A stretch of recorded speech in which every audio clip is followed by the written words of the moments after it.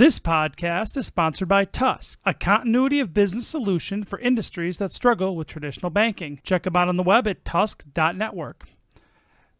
The Rob McNealy program is the nexus of cryptocurrency, blockchain technology, and entrepreneurship. Now, welcome to the program.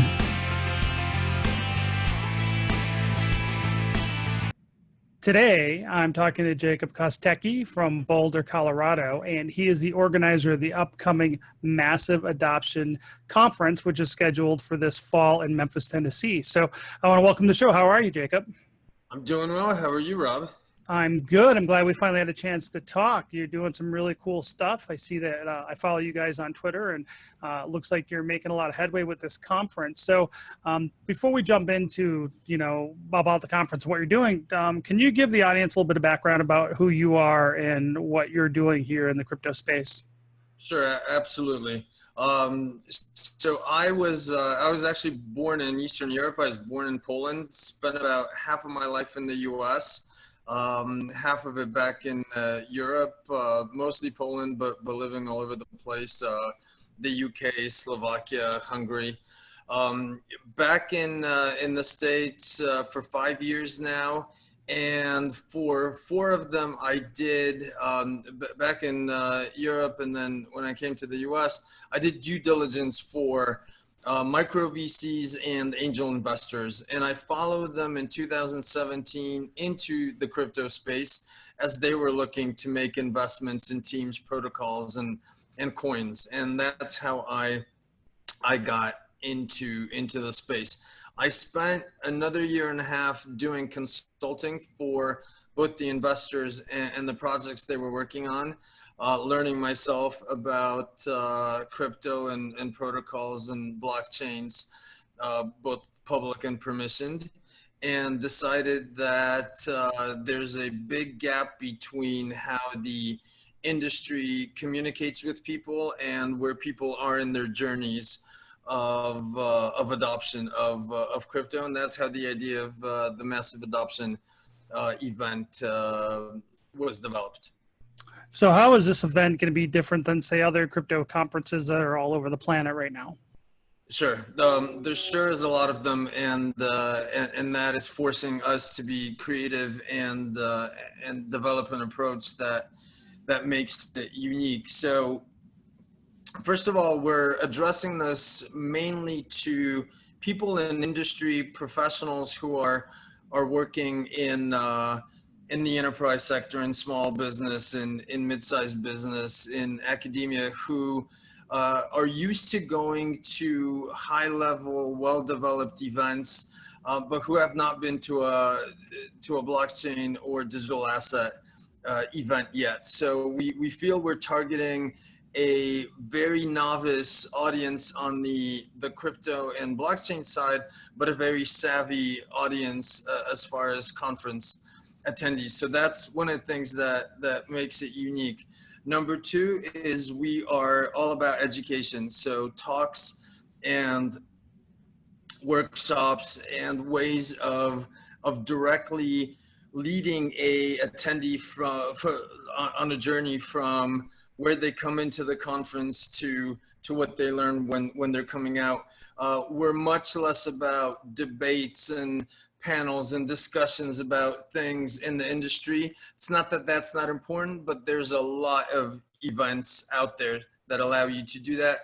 This is more education. And number 3, we will have probably 12 and a half, if not more. And I say probably because we're putting that part together now, of hands-on experiences.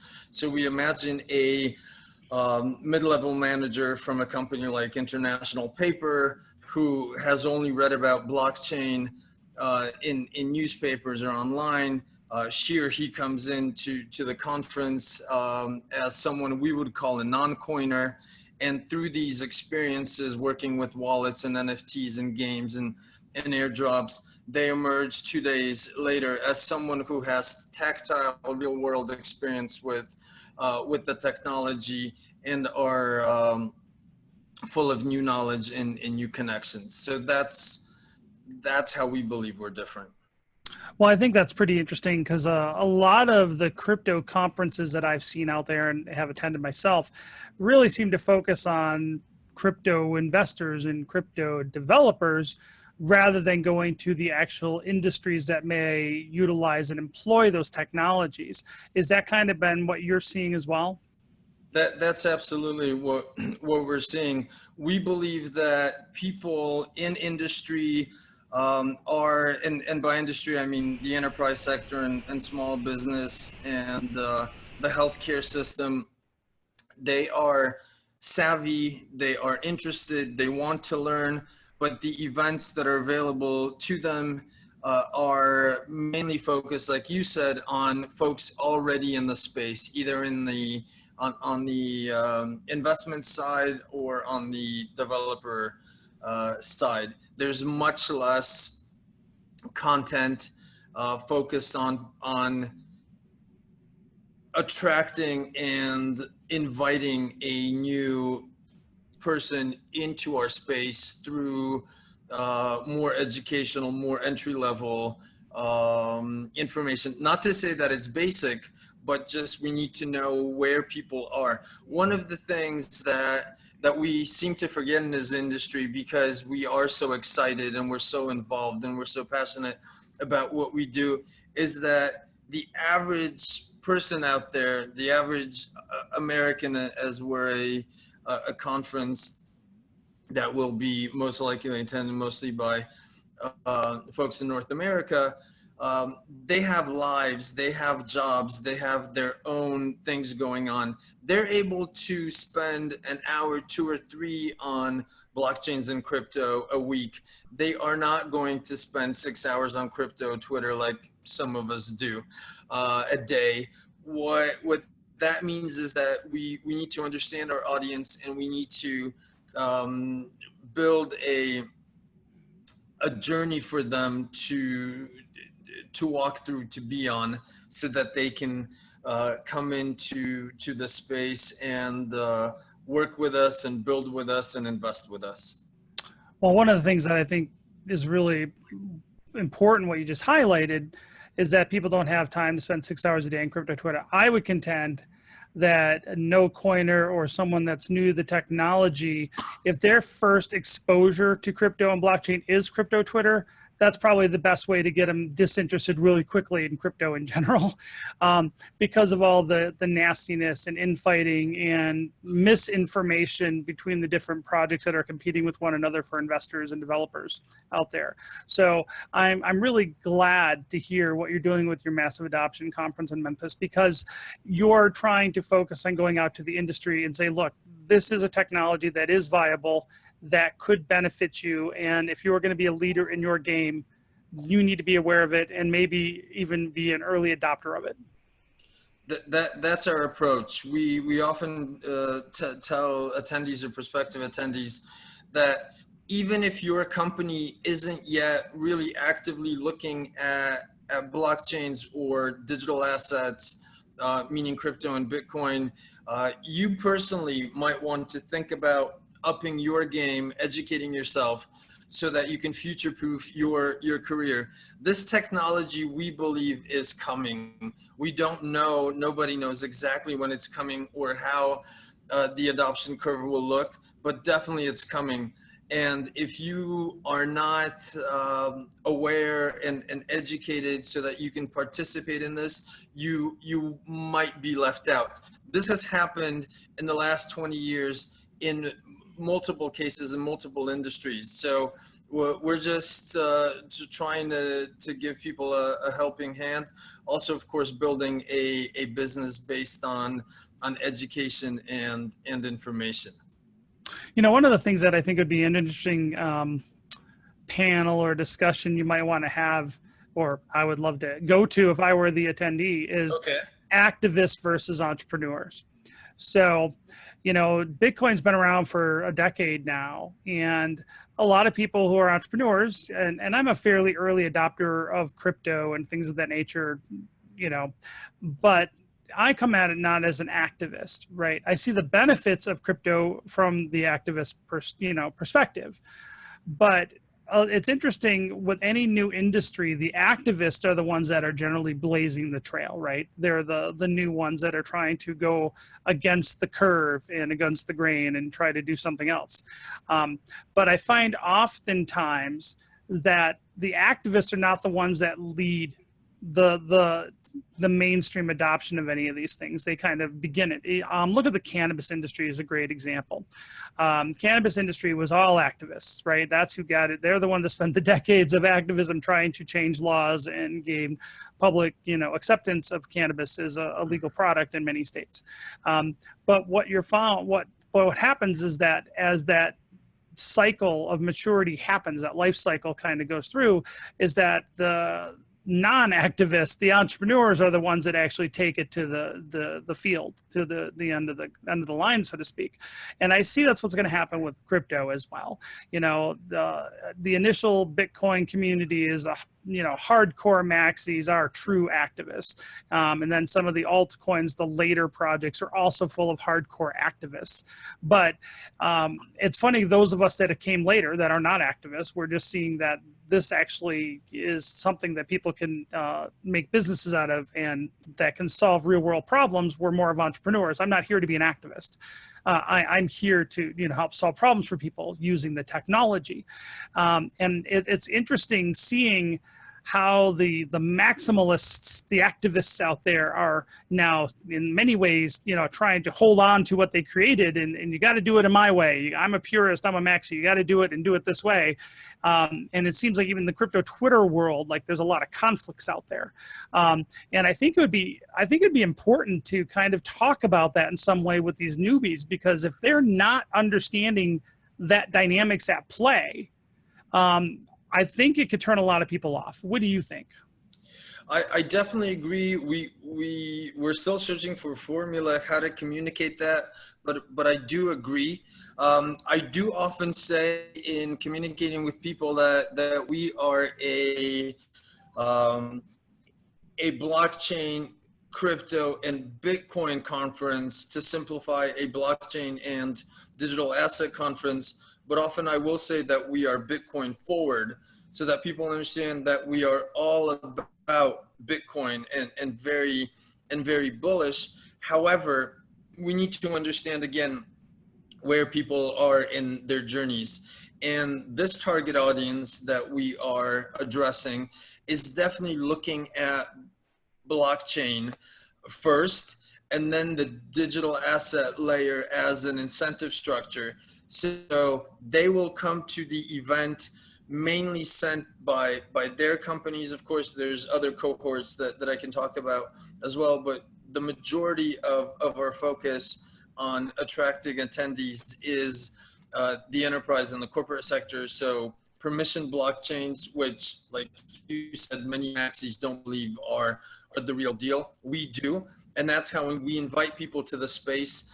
And then we teach them while they are there, while we have their attention, that we have these core digital assets, altcoins, as well as Bitcoin, and how that interacts and interfaces with the blockchains that they are learning about. And definitely a discussion like you mentioned would be a great gelling solution, or a great way to help them understand those dynamics. But I am a very big proponent of listening to people and understanding where they are and not shoving anything down their throats. And definitely crypto Twitter is a fire hose of feeding people different views, very strong views. The activist versus entrepreneur dynamic, I mean, we've seen this in technology. Google certainly wasn't an activist platform when it came out. It was search engine number 7 or 12, depending on how you look at it. Facebook, which is today and tomorrow making waves in our space, was definitely not an activist platform, was very pragmatic. So I agree with you completely that the pragmatists win, and I believe we will see a lot of that in our space as well. So you picked Memphis as the inaugural location for the Massive Adoption Conference. Yes. Is this something you're going to do every year? Are you going to do it in different locations? You're going to do it in multiple locations? What are your plans for this project? So we believe, thank you for that question. I was actually waiting for it because I'm so excited about Memphis and what we're doing here. Definitely the flagship of the brand, the 2.5 day event will be in Memphis every year. We are being hosted by the University of Memphis and the FedEx Institute of Technology at the University of Memphis. We have received just a stellar welcome from the community here. So we do intend to come back every year. We will be doing one-day events throughout the country, as well as more in-depth workshops for folks from corporations wanting to learn about how to apply blockchains and crypto in their respective fields. This will be coming next year, and I'm happy to share more at a later date. We chose Memphis for several reasons. First of all, conference organizers, the big, prestigious, and strong brands in industry are on the coasts. This means that if someone from the Mid-South region wants to attend a conference, the commitment to get there is much bigger than our focus, which is more on a drive-in event. The Mid-South is an economic powerhouse. There are companies throughout this region. Locally, we have, of course, FedEx, International Paper, the whole healthcare sector in Nashville, which is a 3-hour drive away. St. Louis is 3.5, 4 hours to the north.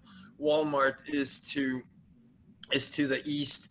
So Memphis is a very strong economic region. It just hasn't been noticed by organizers. There are also lots of data points from pointing to the state of Tennessee as a whole as a very strong adopter of crypto. One of the prominent wallets, I can't reveal the name, but one of them, a money transmitter in the US, says that Tennessee is their biggest market by volume. BTC Media, the company behind Bitcoin Magazine, the company behind the Distributed Health Conference, and the organizer of the Bitcoin 2019 conference in San Francisco next week, they're also based in Nashville. So there's a lot going on here. It just, people aren't,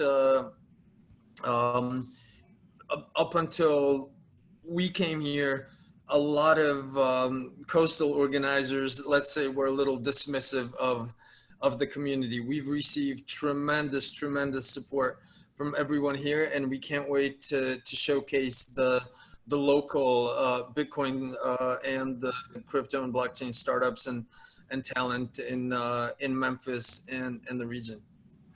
Well, that's wonderful. I mean, I'm excited. So when is the conference, and where can people find out more? MassiveAdoption.com. Tickets in crypto and fiat. November 7th and 8th at the FedEx Institute of Technology at the University of Memphis, and buildings and adjacent buildings.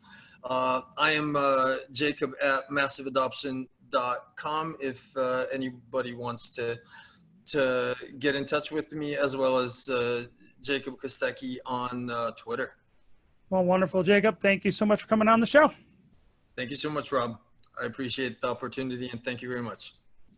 Thank you for listening to the Rob McNealy program. Make sure you check us out on the web at robmcnealy.com and subscribe to our podcast at YouTube, iTunes, and on the Google Play Store.